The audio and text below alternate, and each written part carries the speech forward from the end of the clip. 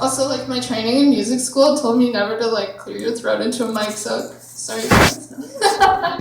Okay, this one is called Total Cunt. I think I need to start meditating or something. I was a total cunt to that guy. I need to stop leaving the house without caffeine in my blood and with a hat on my head. I've seen that guy around a lot. I think he's probably not a total jerk. I think he teaches sociology or something. My knee hurt, my hand was going numb on my cane because I can't wear gloves and use my cane at the same time. But I also thought against using my walker because it's supposed to snow like 10 centimeters today and that's hell to push the walker through. Let me reiterate, my knee feels like shit. If I didn't have a million things to do, like meet with the prof and yelling at the STM, I totally would have stayed home today and not moved so much. Probably only enough to throw tinfoil balls for my cat.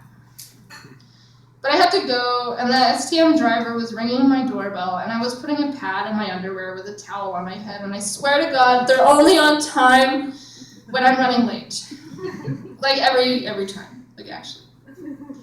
So I pleaded with him to wait. I left with my jacket pulled over my unbuttoned pants and with my deodorant in my backpack, and there I was, walking towards the promised land, making the pilgrimage in the snowstorm towards Cafe Myriad, the only place I could stand to be besides my bed at that moment. And I climbed the ramp and I waited at the door because obviously there's no automatic button. And there was this guy coming towards the cafe and my hands were numb, and I waited there, cane in hand, for him to open the door for me. I assumed that he just took the visual cue of my cane and assumed that I could use some help. But he stepped in front of me like an inch away. He opened the door, and then he went in, barely holding it open enough, like 2 seconds longer than was enough time for his own ass to squeak through. And then it was slamming in my face, and I was saying, "Can you hold that for me?" And then he looked back surprised, and I rushed through pissy. And then there was a lineup in the cafe, so I looked for a table first to put all my heavy shit on. And then he started rushing to the only table, and I went faster. I threw my laptop case down on it and said, "Too bad," really loudly.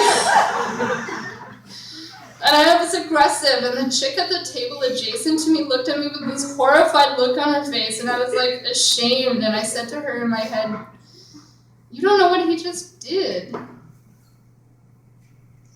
And then as the adrenaline rushed away, I felt ashamed, and I tried to justify my own cunty actions to myself.